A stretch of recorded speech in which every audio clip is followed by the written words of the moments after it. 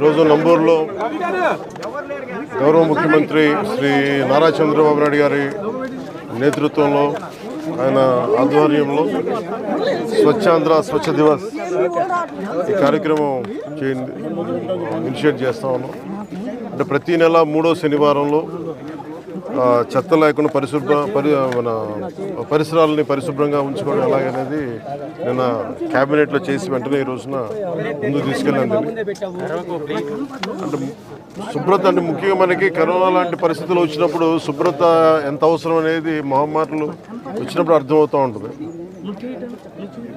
ఒకవైపు 2047లో అద్భుతంగా భారతదేశం ముందుకెళ్ళాలి, ఆంధ్రప్రదేశ్ ఎదగాలనుకున్న దాంట్లో చాలా కీలకమైంది పరిశుభ్రత.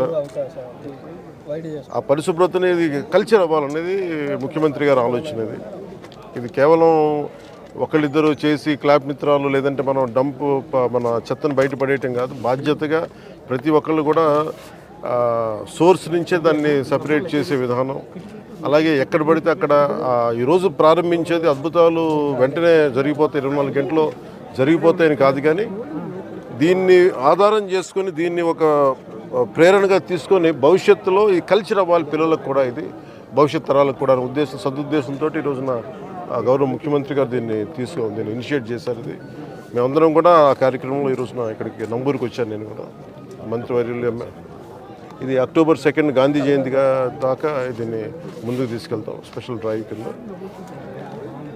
ఈ సందర్భంలో నేను ప్రతి ఒక్కరిని కోరుకునేది కూడా మన ఈ చెత్త నుంచి సంపదని సృష్టించేది అలా సర్క్యులర్ ఎకానమీ. అంటే ఈరోజు మనం చూస్తే మనం ఏదైతే మనం తినిపడేసిన వ్యర్థాలు అయితే ఏవైతే ఉన్నాయో ఒక్కొక్కటి చూస్తూ ఉంటే ఒక్కొక్కటి చెత్తని కూడా చూస్తే ఒక్కొక్కటి కిలో 15 రూపాయలకి అమ్మగలిగి దాని నుంచి వర్మీ కంపోస్ట్ తయారు చేయడం, రకరకాల సంపదని సృష్టించే మార్గాలు చాలా ఉన్నాయి. అవన్నీ పర్యవేక్షించాము ఇవన్నీ.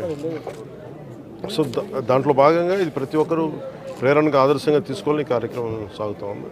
కృష్ణా వరదల సమయంలో నిలబడ్డ కార్మికులందరికీ కూడా ఈ రోజున సన్మానం చేయడం జరిగింది, దాదాపు 35 మందికి. నేను ఇది ఆల్రెడీ స్టార్ట్ చేసాం లాంగ్ బ్యాకే.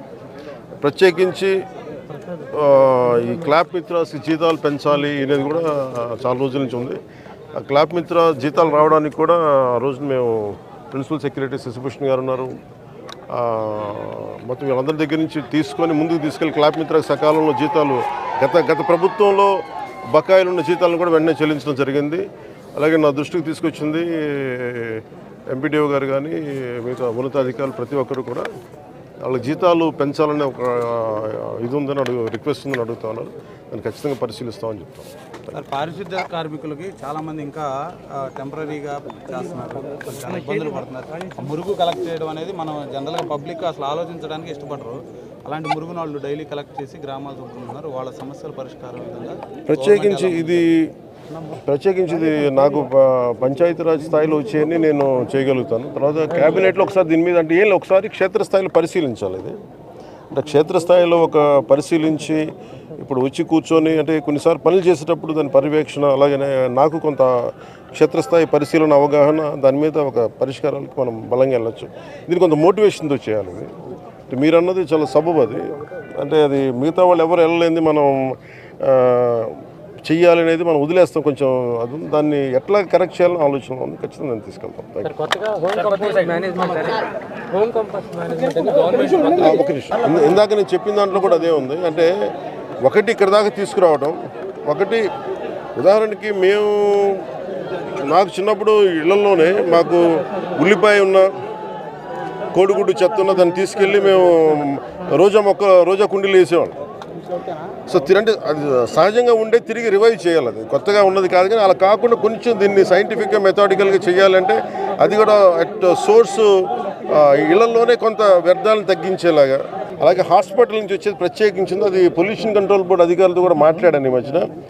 అది కొన్ని హాస్పిటల్స్లో కూడా దానికి కొంత రెగ్యులేషన్ చేయాలి, కొంచెం రెగ్యులేట్ చేయాలి. వాళ్ళు అందరూ డంప్ చేస్తున్నారా అంటే ముఖ్యంగా హాస్పిటల్ హెజార్డస్ వేస్ట్ బయటికి రాకూడదు.